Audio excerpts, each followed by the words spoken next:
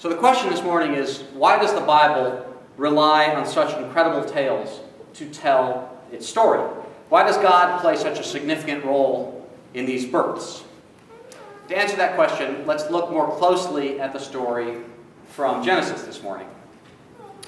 In the chapter just prior to the one that we heard, God came to Abraham and Sarah when they were both 90 years old. And God told Abraham that he would become the patriarch of a multitude of nations, beginning with a son by his wife Sarah. He was to name this son Isaac. Abraham's descendants would become more numerous than the stars of the sky.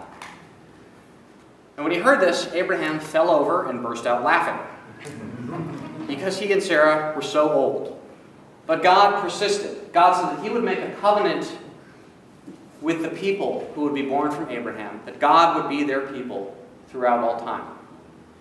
And then, in a move rivaling my lack of direction on the way to the hospital, Abraham forgot to tell his wife Sarah any of this. Then we move on to the scene that we heard this morning. You can imagine Abraham sitting at the entrance to his tent, taking his siesta in the heat of the midday in the desert. And out of the shimmering haze in the distance, 3 strangers come walking towards him. Abraham doesn't know who they are, but nevertheless, he treats them as honored guests. He prepares a feast for them, he washes their feet, and he gives them a place to rest. Hospitality like this was among the chief values of nomadic culture, because life was so difficult. Nomadic herders like Abraham depended on each other for food and water and news and trading and intermarriage. These people had very little, but they depended on each other to share what they had. So they were literally dependent on the kindness of strangers for their lives. Well, it turns out in the story we have today, one of these strangers, or perhaps all 3 of them, the text isn't clear, one of them was Yahweh himself. I don't know if Yahweh was testing Abraham or just checking in on him or just kind of messing with Abraham. But in any case, in this story and the one that follows it right after, God reaffirms his promise that Abraham and Sarah will bear a son who will become a great nation. And then there's another funny scene that takes place right after where our text left off. In the very next verse, Genesis says that Sarah was eavesdropping just behind the door of the tent. And she burst out laughing at this point because she was 90 years old and could not imagine giving birth. Amazingly, in just 10 short verses, this passage from Genesis packs in 4 substantial theological themes. The first is that God works through miraculous birth.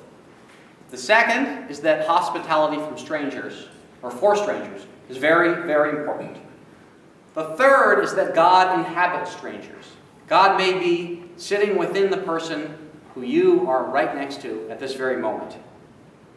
And fourth, laughter seems to be a pretty natural response to the promise that God makes to us and our ability to see it through.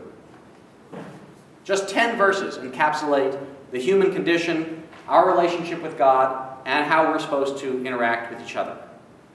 It's really kind of a bit overwhelming for a preacher, I think, because it's very hard to tie 4 gigantic themes together into one pithy send-off. But I will try anyway. So as I learned anew on June 22nd, in its own way, I think, every birth is a miracle. Every birth is a gift from God. The fact that all of us made it into this world through the trauma of childhood, through the incompetence of our fathers, through the incoherence of our parents at 4 in the morning trying to figure out how diapers work, that is truly miraculous, I think.